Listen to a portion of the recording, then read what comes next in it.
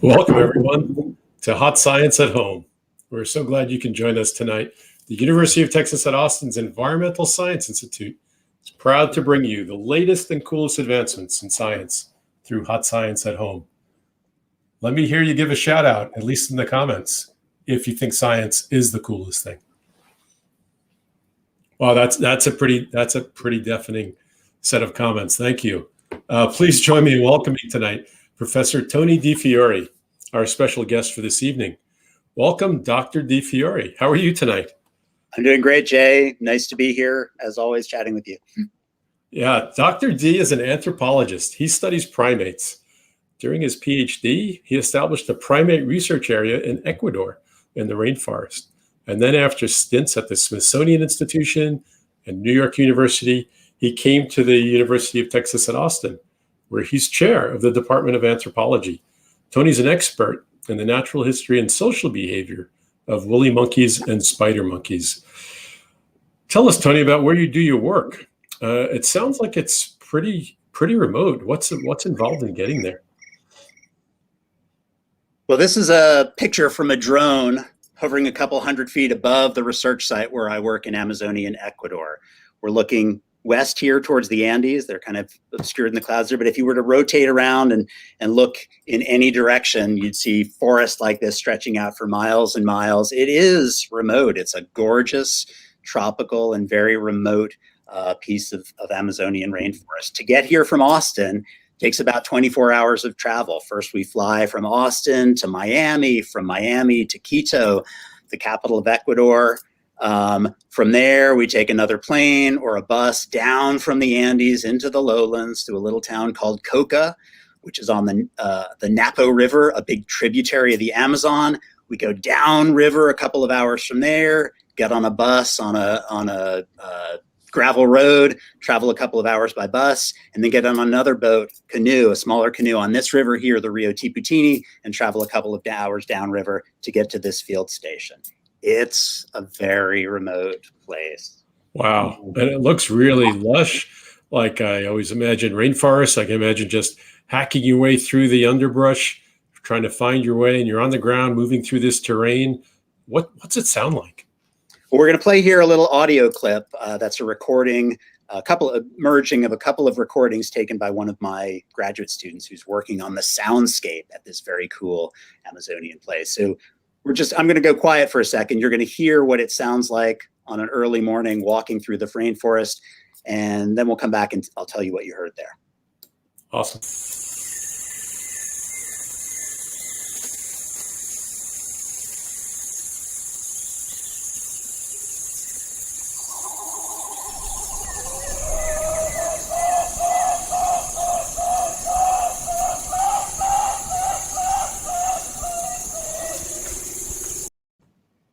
So you heard a couple of things there. First off, it's not super loud, but there's a lot of stuff going on in that recording. There's bugs there that you can hear. There are birds that you can hear. And then there were two species of non-human primates that you heard in there. The first one, the kind of, that was a titi monkey. And so this is an early morning call. You can hear titi monkeys chorusing in the morning. And then on top of that, you heard the call. That's the loud call of this guy that we're looking at here, Jay. This is a spider monkey, a white-bellied spider monkey, which is one of the two largest species of primates that you find at that site. Wow, that was sounded pretty accurate to me. Is that just because you like to do impressions and make fun of them, or is it actually useful for communicating with them when you're in the field? We try not to communicate with them, but we do use that call. We listen for that call when we're trying to find a spider monkey group to find and follow. This is another, and so there are 10 different species of non-human primates that can be found at this site. It's a very diverse site in terms of its primate community. I mentioned spider monkeys already. This is a second species of the 10 that are there. These are woolly monkeys. This is a female woolly monkey right here. And Those two species, spider monkeys and woolly monkeys, are the largest bodied primates that are found in this site. Wow, these are some really cool looking creatures. Boy, with their reach, with their length, with their, I imagine they have a great vertical. They look like they'd be really skilled at ultimate frisbee. But they don't look quite like the apes I'm used to seeing, King Kong or Jane Goodall's friends. What's up with that? Well, all of the primates in the Americas belong to a lineage of non-human primates that diverged, separated from the last common ancestor that we had with apes in Africa and Asia somewhere between 35 and 40 million years ago. So what we're looking at right here is kind of a stylized evolutionary tree of the primate order. And the monkeys that you've just seen a couple of pictures of and heard me imitate and heard some recordings of are all part of this little lineage right here that diverged from the lineage leading to monkeys in Africa and Asia and all of the African and Asian apes a really long time ago. This evolutionary tree kind of obscures the fact that there's a whole bunch of monkeys on this lineage. Depending on the expert that you listen to, there's somewhere around 200 to 250 different species of and subspecies of monkeys in the Americas. Okay. So everything on that red evolutionary line are the things you showed us, you've imitated, etc. And then all the others are where Jane Goodall's friends would be. Very, very interesting. 40 million years to make a difference. But what is it that's causing you to focus on the woolly and spiders? What is it about these creatures that's basically driven you to commit your career to understanding them? Yeah, you say driven to commit my career. I've been working in tropical South America with these guys for close to 30 years now, which is wow, staggering, honestly. There are a couple of things that are really interesting and why I focus on these two species more than most of the others at the site, although we do some work with some of the other ones as well. The main reason, and you can see, physically they look different. You're absolutely right to notice that these spider monkeys from South America and Central America and chimpanzees from Africa look very different. Just morphologically, the spider monkeys, the woolly monkeys have this cool feature of their morphology, what they look like. That's that prehensile tail. And apes like us don't have a tail, right? So physically they're very different. But the woolly monkeys and spider monkeys show some interest, and their close relatives in the Americas show some interesting convergences with some of the African great apes in aspects of their social biology and aspects of their social organization. So one of the things that we know about chimpanzees and about spider monkeys, for example, is that, or that we suspected for a long time, was that the males in a group are pretty closely related to one another, and that females, when they reach sexual maturity, they move to other groups. That's a really rare pattern in mammals, but it seems to be something that characterizes some of the African great apes and some of the members of this group of prehensile-tailed primates in the Americas. They also both live in large, multi-male, multi-female groups. Males cooperate with one another within these groups. And at least interestingly, in the woolly and spider monkeys, males are very, very tolerant of one another. So you've probably seen documentaries where you see chimpanzee males jockeying for dominance. Well, that's actually an interesting difference between, despite these convergences I've mentioned, between woolly and spider monkeys, where males are super tolerant of one another, and chimpanzees, where they form dominance hierarchies. And so that's what prompted me. Those kind of convergences and interesting differences are what's prompted me to work on these primates in the Americas, because of superficial similarities and convergences with the— So it seems like you've made some very fundamental discoveries about these monkeys. How do you go about gathering this information? Do you send them a survey through Facebook? What do you do? We don't send them a survey through Facebook. As you might imagine from that image that you saw of the forest, it's difficult to follow them around. So we are on the ground. These monkeys are 25 to 30 meters up in a tree. So we use a lot of different techniques to study their behavioral biology. We'll put radio collars on them. So we'll dart a couple of individuals, put radio collars on them so that we can track them through the forest. We follow them and do observational studies. So we look at what they're doing and take detailed notes on what they're eating and where they're moving. But there's a lot of stuff that we can't tell by observational data alone. And that's where we turn to genetic data, right? We collect samples from these animals and we analyze those samples, the DNA in those samples, to understand how they're related to one another. This, what you're seeing on the right-hand side here, is an example of how we collect our samples for DNA analysis. I can't tell you how many times over the past 25 years I've been pooped on by monkeys. That's a really rich source of genetic material for doing studies of relatedness and parentage. So here I've just gotten pooped on by a woolly monkey. We'll take that poop sample, scrape it off our shirt, pick it up off the ground, put it in a little buffer that preserves the DNA, and then bring it back to Austin to extract DNA from it and do genetic analyses. Wow. Is it tough to engage your new graduate students and collaborators in this method? You have to like to get pooped on by monkeys. You have to not at least be shy about being pooped on by monkeys. And so when we pull new people into the study, that's one of the things that we tell them all the time. The key piece of advice that we have is keep your mouth closed if you're going to look up, and we spend a lot of time looking up, right?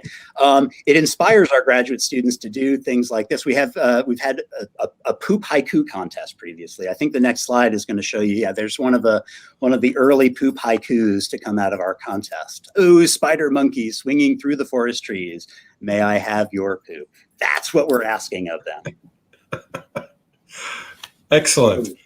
Sign me up. What are some of your key findings from this?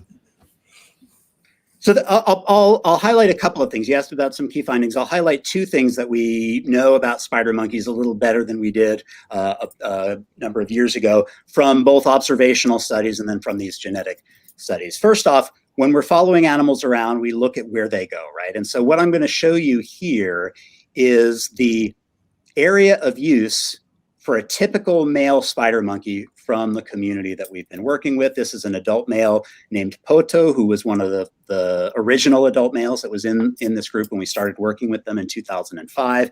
Each little dot here represents a sighting of Poto within the roughly 6 square kilometer home range that these animals will use. And this little purple blob here represents kind of the area of highest density where you're most likely to find Poto. So this is the range map area of use for a typical adult male. And I think on the next slide, we have a range map or area of use for a typical adult female, right? It's a lot smaller. So this is an adult female named Anna. Each one of these dots, again, represents a sighting location for her. And if you were to flip back and forth between these, you'd see that Poto's range is a heck of a lot bigger than Anna's range. On average, the area that males are using habitually is about twice the size of the area that an individual female will use. And if you superimpose all of the ranges of males from this group on one another, it's this big area that encompasses the ranges of more than one adult female, right? And so male spider monkeys will travel together. They'll collectively patrol and try to repel other males from this kind of area.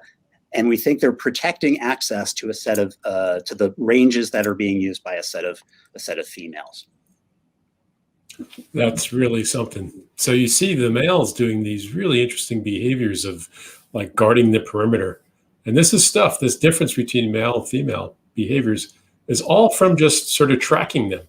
But what do the DNA results show you? What are the rich rewards you've gotten from sampling and analyzing the poop? So one of the things that I think I mentioned that we can do when we have a fecal sample from an animal, we can extract DNA from it, and then we can use that DNA to do a bunch of different things. One of the things that we can do with that DNA is to look at how closely related individuals are, to get an estimate of how closely related individuals are to one another. So we'll have a DNA sample from, for example, a male named Lucas, a male named Juan, Poto, Geronimo, Pedro, Sammy. These were all males, this set of 6 males. Those were the resident adult and subadult males that were present in this group in 2005 when we started working with them. And so when we extract DNA from them and look at how they're related to one another, what I'm showing in this slide here, these dark lines represent a father-son relationship between these individuals. So Juan is the father of Jeronimo, Pedro, and Sammy. And then a lighter line here shows that there's not an insignificant degree of relatedness between this pair of males. So Juan and Poto also share some commonality in their DNA that's more extensive than you would expect by chance, right? So this is a set of males who are related to one another. Now, if you look at these males, if you sample individuals over time, and I think the next slide is going to show kind of a history of males in this group, some of the males die or disappear, but other males who are born that were juveniles or newborns in this group have grown up over the last 10 years. And you can see they're all part of an extended set of related males, right? So Andrea is another son of Juan. Mono and Nenki are a son of Poto. Lorenzo is a son of Nenki. And so the whole set of males, they're related to one another. It's a patriline, right? Individual males who are descended from a common male ancestor in the past. And we know that from the genetic data. We would not know that otherwise, right? The story is very different for females, right? And so the next slide is going to show you a similar situation for females in 2005 when we started working with these animals. If you look at the estimated relatedness among the set of females who were present, some of them show a non-insignificant degree of relatedness with one another, but most of them are not at all related to one another, less related than you would expect by chance. If you look through time then at what's happened with the females in the group over time, again, a number of them have died or disappeared, but then there are a series of individuals who have immigrated, series of females who've immigrated either as subadults or as adult females into the group. Katinga, Julieta, Taiga, Rumba, Fiona, Gaia, Iris over the last 8 to 10 years. All of them also are unrelated to the females who are already resident and also to the males that are there. So this paints a picture of what we, I think, suspected about spider monkeys for a long time, about the composition of these groups. The composition of the groups is really made up of a core of related males and unrelated females. And that explains something about males' behavior. I mentioned that they're cooperative with one another, that they jointly patrol a range, that they are not agonistic with one another. They don't fight with one another. They don't form dominance hierarchies. And that's consistent with them being pretty close relatives, right? And sharing a lot of their genetic material. Wow, that is really something that you could decipher all of that.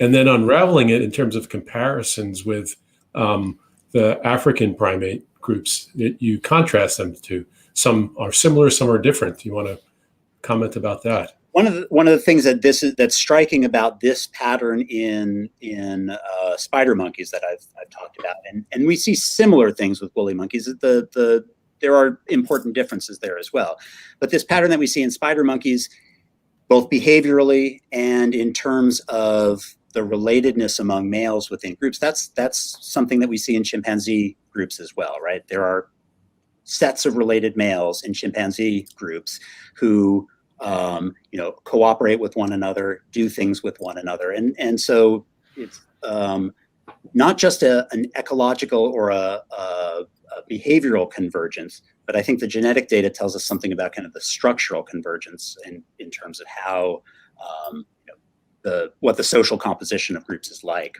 in terms of relatedness. Right on. I imagine these fantastic creatures, from hearing you talk about them and our conversations we had, I can pretty much imagine they're not immune from the impact of human activities. What's the state of conservation issues in this area? Well, any large-bodied primate, like a woolly monkey or a spider monkey, they require a large area to live in, right? And they are heavily impacted because they're long-lived, because they have offspring only at very long intervals, kind of like human interbirth intervals, 3, 4, 4.5 years. They're very susceptible to anthropogenic activities, right? And so one thing that we know from studying long-lived primates around the world is that the large-bodied species are important harbingers of human impacts. This particular area, the Yasuni National Park, the Yasuni Biosphere Reserve, is a super important area for primate biodiversity. And it's also a super important area for biodiversity generally on a global scale. So I'm showing you a picture right here that is a superimposition of a heat map of biodiversity measures for a couple of different major groups of organisms in Amazonian and other parts of tropical South America. The point that I want to make with this figure is this really red hot area right here. That's an area where the biodiversity, kind of the measure of species richness, the number of different individual species of birds, amphibians, mammals, plants, overlaps. High numbers of those, high levels of biodiversity in all of those groups overlap right over top of this locus in the Western Amazon that Yasuni is part of, the Yasuni Biosphere Reserve is part of. And so it's a really important area for biodiversity maintenance globally. And if you're interested in conservation of tropical biodiversity, I'd encourage you to do a little bit of looking into biodiversity in this area. You can visit this website. It'll talk a little bit about the station that I've mentioned and the biodiversity in the area. Great. Thank you so much, Tony. Just fascinating stuff. Are you interested in taking some questions? I'd be happy. Listeners and viewers. Okay. Happy to take questions. There's nothing that I like more than talking about monkeys and the tropics. So I'd be happy to take some questions. Right on. Let's get into it. All right. Our first question comes from Miriam, and she's asking, are they very territorial? Would they behave violently with outsiders? So I can contrast the woolly monkeys and spider monkeys a little bit. The spider monkeys are very territorial with one another. So groups of males, when they encounter groups of males from one group, when they encounter groups of males from another group, they yell, they shake branches, they are in general pretty intolerant during interactions with males from other social groups. And there's actually, Jay mentioned this, or Jay, you kind of picked up on the fact that I said this. Sometimes we'll see male spider monkeys from one of the groups that we're studying and have actually moved to the boundaries of their territory and do what we call patrolling behavior, where they'll move along the boundary. And we think that they're paying attention, trying to be sensitive to incursions from other groups of males. And sometimes they'll make incursions into other groups of males' territories as well. There's actually an area between adjacent home ranges, adjacent territories, that you don't often see males in, you don't often see anybody in the spider monkeys, right? And so we think they have these kind of discrete territories, and they're really intolerant of one another. It's very different with woolly monkeys, and I didn't really talk very much about woolly monkeys in what I presented so far. But woolly monkey social groups have territories that overlap a lot. We wouldn't call them territories, right? They're not areas, discrete use loci in space that are defended. And you'll actually see individuals from different groups of woolly monkeys occasionally interacting with one another. Sometimes they'll form subgroups with individuals from other groups. And that was the subject of one of my recent graduate students' PhD work, looking at these intergroup relationships between woolly monkeys. And one thing that we know is if you take from the genetic data, if you take a much bigger landscape level lens, woolly monkeys tend to have relatives in groups around them. And we don't see that to the same extent with spider monkeys. Great, thanks. Next we have from Jillian, more of a comment than a question. She says, whoa, that's crazy. Thank you, Jillian, for that. And then Makia, also with a comment, not a question. She says, cool. All right, but moving on to some questions here. Katie asks a question. Let me put it to you, Tony. Have there been any noticeable outcomes related to the homozygosity amongst the males? Has this impacted the overall genetic diversity among the species? So you're first, please. Sorry to interrupt, but that may win the question for the contest for the most advanced question tonight. Could you define for our audience and me homozygosity? So homozygosity would be a situation where you don't see a lot of genetic variability within an individual, right? And what I will say what we know from the genetic data, these are very variable individuals, and at the group level, they're quite variable groups genetically, right? That we don't see any kind of evidence of what we would call inbreeding depression. We don't see elevated levels of homozygosity, having the same, this is a little technical, having the same allele at both copies that we have on a chromosomal pair, right? Individually, animals are quite diverse. They tend to have different alleles at the loci that we look at them on homologous copies of a chromosome. So there's a lot of genetic diversity present in these individuals and groups still. Part of that is because this is a pretty remote area, and the impacts of humans in this area haven't been so extreme that the population has been depleted to such a level that the genetic diversity has been substantially reduced. That's different if you look at primates living in fragments of forest where they've been isolated for a long period of time. So no, Katie, we have not noticed any noticeable outcomes related to them being close, super highly inbred. Again, if you look in most directions, you fly up in one of those above the field site, you look in most directions, you're not going to see a lot of human interventions in the forest. There are people that live there. There are economic interests that are at play there, but the forest isn't super fragmented, and so we're not seeing consequences of that yet. Great, thanks. Our next question comes from Rob. He wants to know, what's the lifespan of the woolly and spider monkeys? It's a great question. In captivity, they can live quite a long time. In captivity, they can live up to 40 or 45 years.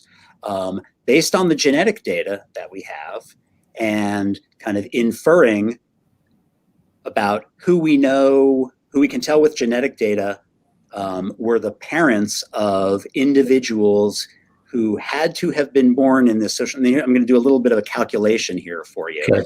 But for example, when we first started sampling animals in 2005 or so, we could get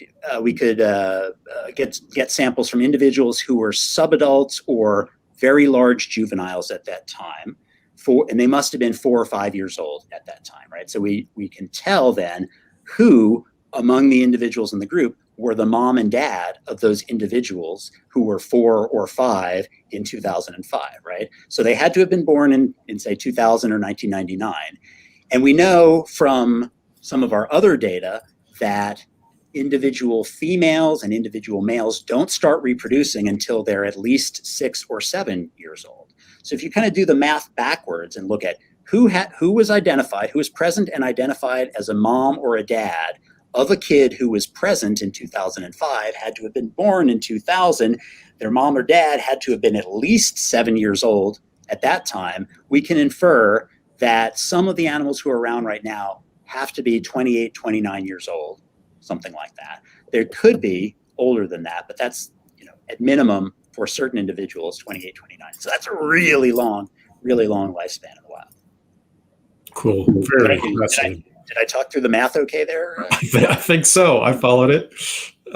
So Miriam has another question. She asks, so if a female has a female offspring, do those female offspring immigrate to another group when they come of age? They do, yes. So every female who we have seen born in this group since 2005, and every female who was a large juvenile or a subadult, a pre-dispersal age individual in 2005 has left the group, has disappeared from the group by the time they're about 6 years old. That's kind of the average age at dispersal, between 5 and 6. So females and kids generally will hang out with their moms for a large number of years in spider monkeys, right? They'll wander around with their moms. But when females get to be about 5 or so, we see them independent of their moms, and then suddenly they're gone.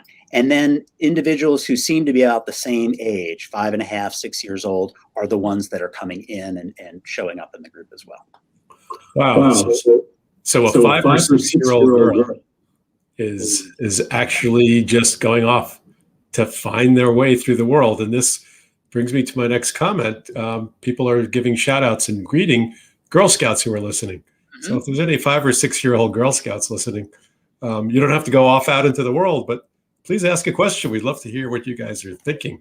Just on that note, Jay, recognize that 5 or 6-year-old female spider monkeys are not quite at the age when they're going to first reproduce, but they're pretty close, right? So the first age of first reproduction is about 7 or so. Fascinating. Here's a question from Jillian. How would one get started in this field?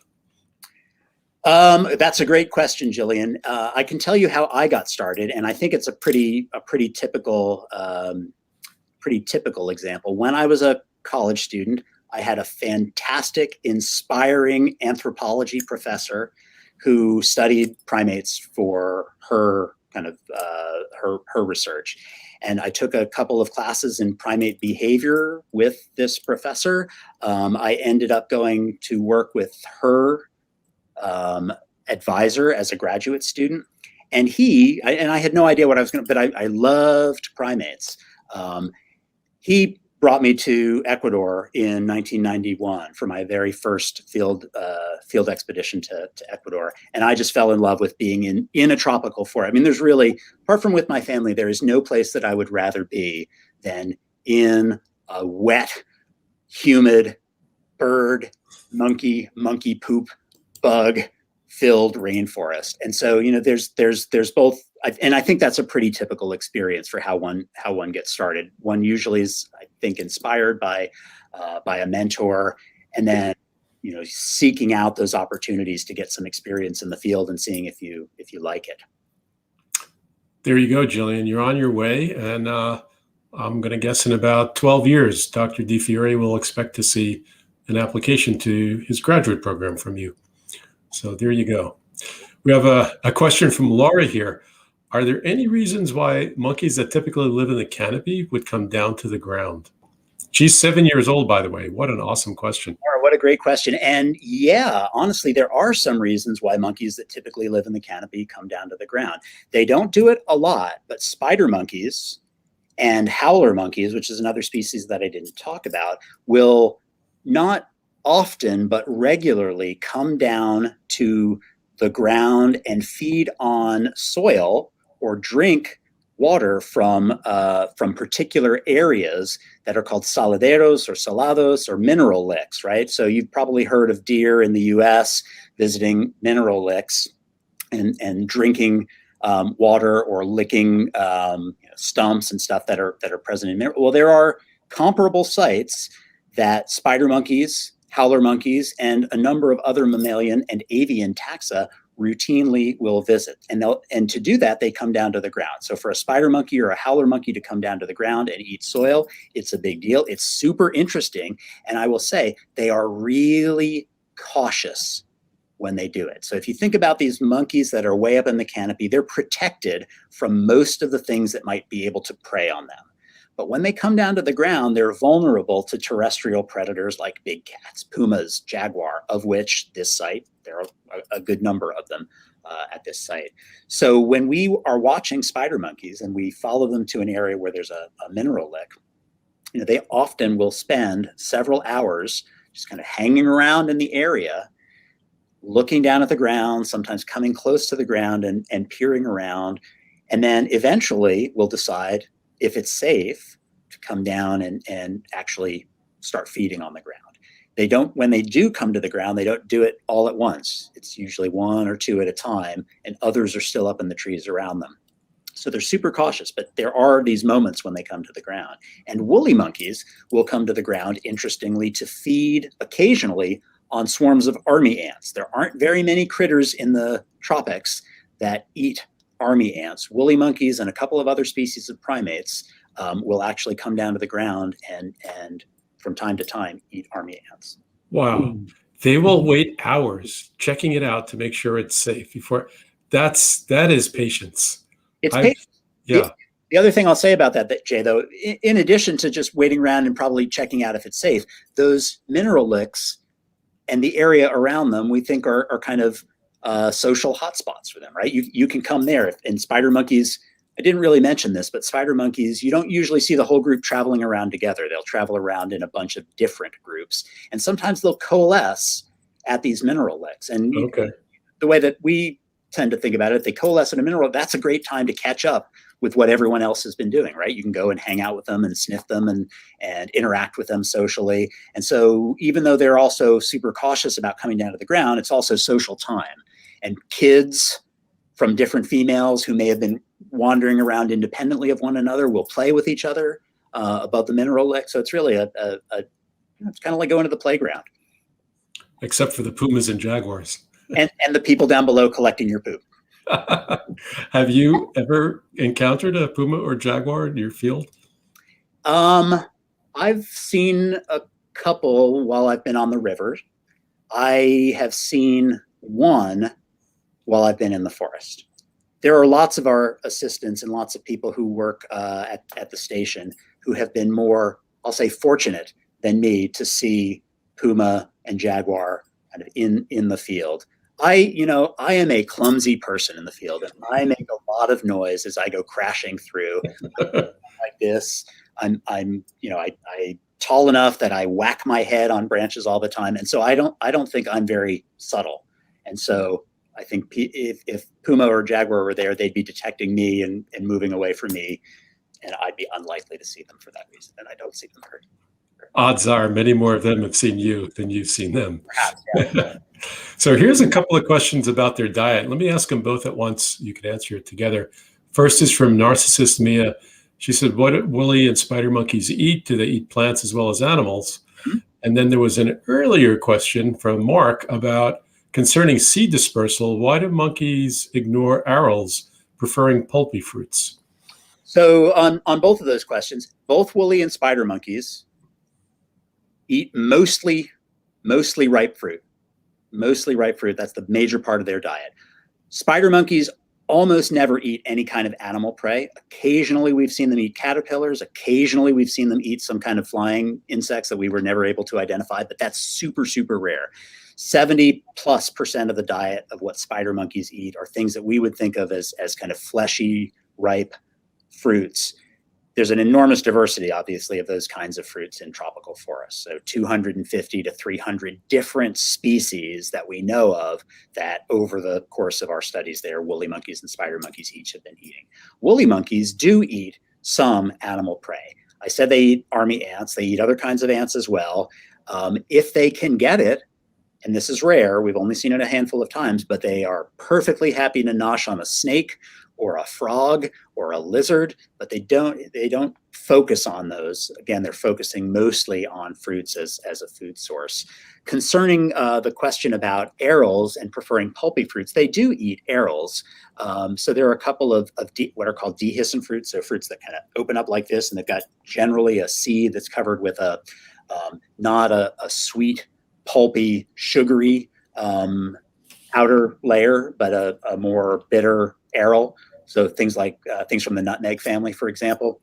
Woolly monkeys and spider monkeys love those, and they will tear into those dehiscent fruits even before they open up and eat the arils before they're fully mature. Great. Well, we're running out of time. We have time for a couple of more quick things. One is just a comment from Brenda. She says, it's really funny that being pooped on by monkeys is a job requirement. Absolutely agree with you there, Brenda. And it particularly when my kids were in elementary school, it was very amusing for them to be able to share. That's what their dad does for a living. And perhaps the last question, and my favorite question of the evening, comes from Juliana. Do the monkeys use any tools in their daily lives? So there are species of monkeys that use tools. None of the ones that we work with we have not seen any of the monkeys that we work with in Ecuador, any of the 10 species that are there using tools there. Capuchin monkeys, which is one of the species that are there, one of the genera that are there in other sites, are habitual users, regular users of tools.